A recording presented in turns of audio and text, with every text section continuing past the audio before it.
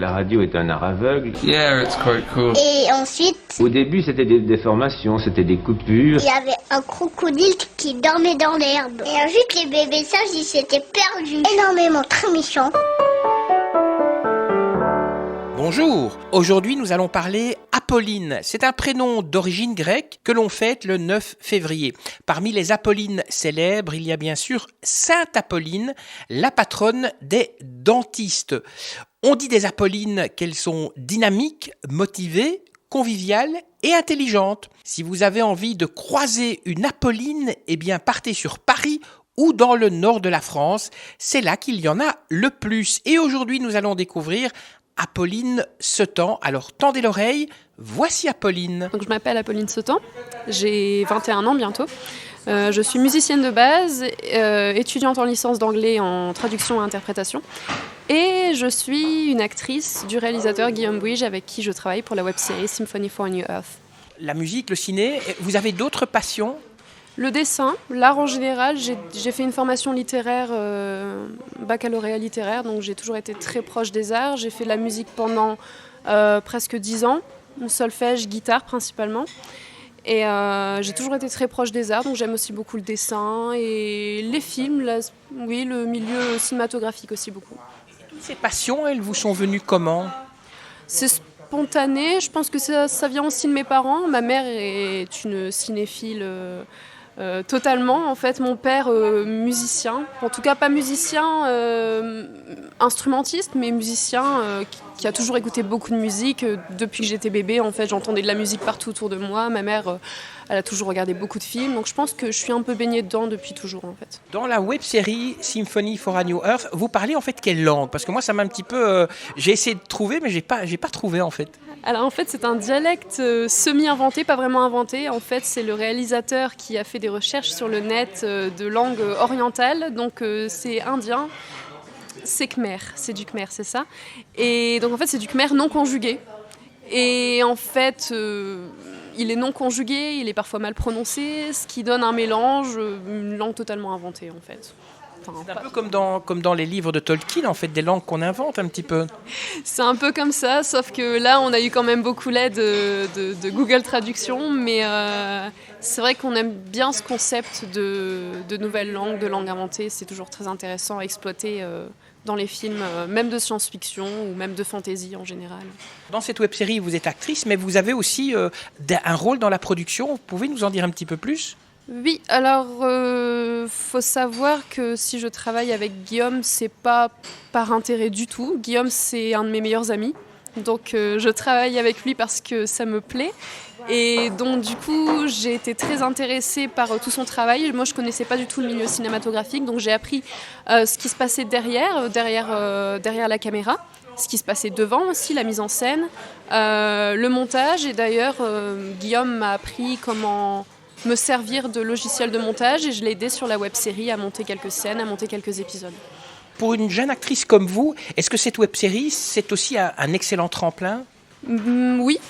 Déjà en tant que débutante, parce que c'est vraiment le milieu que je ne connaissais pas du tout. Et là, en fait, ce qui est intéressant avec cette web-série, c'est qu'on ne commence pas par de la comédie ou par de la comédie romantique. Non, là, on commence vraiment par du lourd, j'ai envie de dire. On commence directement dans la science-fiction. Donc, en plus, il faut dire que j'ai un personnage qui... de base ne me ressemble pas des masses si ce n'est que le caractère bien trempé.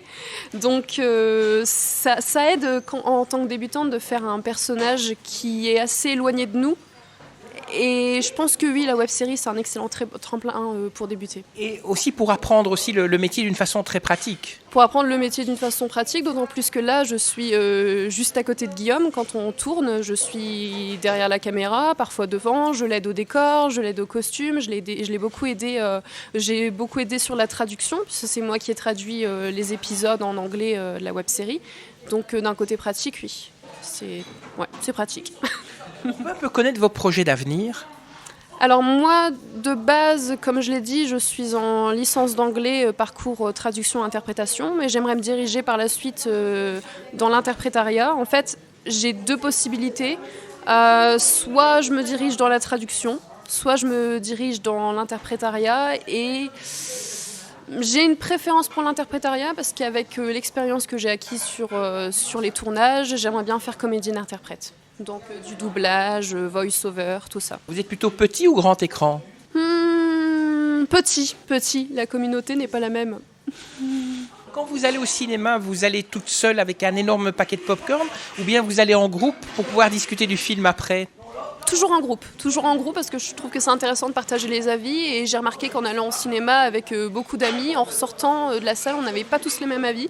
On remarque des choses en particulier, l'esthétique, le scénario, on remarque quelques failles aussi et c'est toujours intéressant d'en discuter après. Je préfère y aller en groupe. Parce que pour la jeune actrice que vous êtes, des chaînes comme YouTube par exemple vous donnent beaucoup plus d'ouverture qu'avant lorsqu'il n'y avait pas YouTube. Oui, je pense, d'autant plus que YouTube, c'est vraiment une plateforme, on va dire, où la création est vraiment très très présente et je pense qu'il y a une liberté que les YouTubeurs, et puis maintenant d'ailleurs il y a un métier pour ça, je crois que c'est créateur de contenu. C'est devenu un métier à part entière et je pense qu'il y a beaucoup plus de liberté. Pour moi, c'est un média qui a beaucoup de futur et c'est plus facile sur des plateformes d'hébergement de vidéos comme YouTube de partager, de réussir, de se faire connaître. Oui, je pense.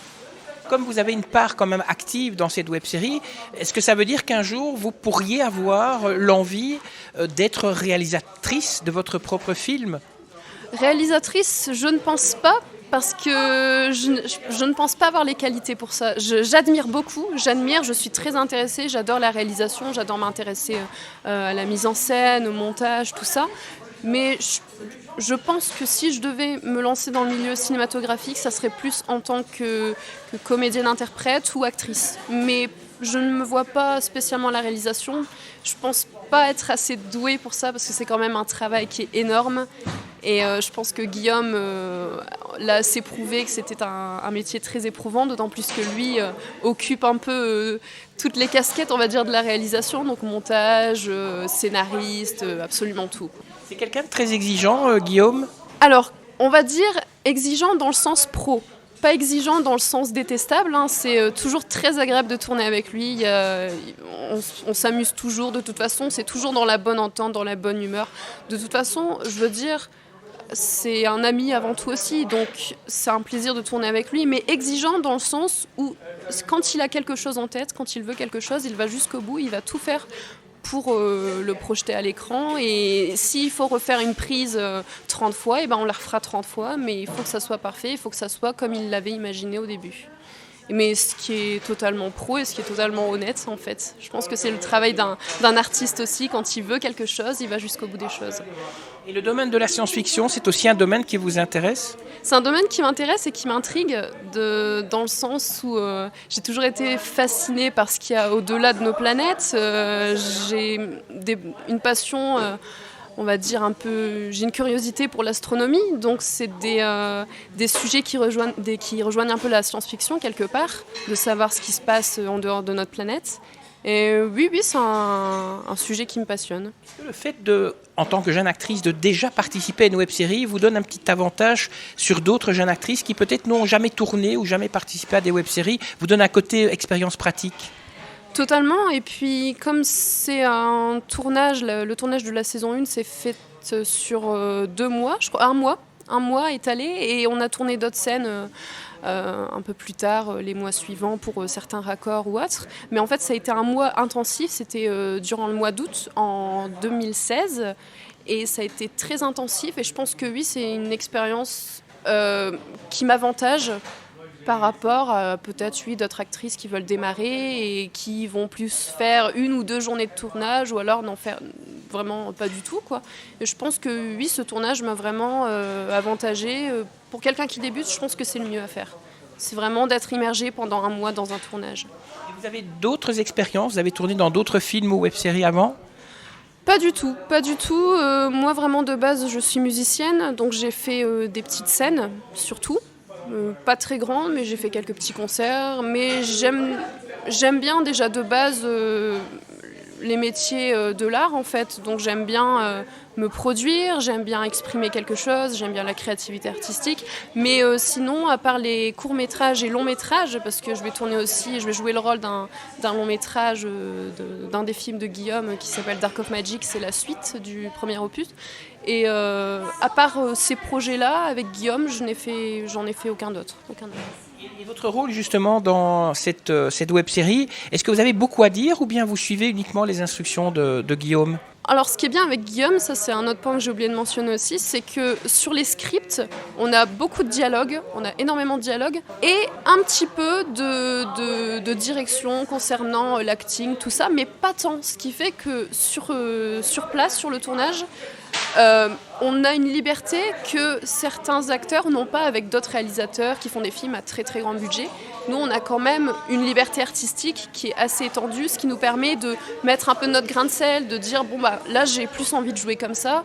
Guillaume, est-ce que ça te dérange si moi je le joue plus comme ça, moi je le sens plus comme ça? Et principalement, ça rend bien parce que c'est quelque chose de spontané, on le fait spontanément à l'écran. Et quand il regarde, il dit ah bah oui c'est très bien comme ça, et il accepte facilement. Ça y est, c'est fini.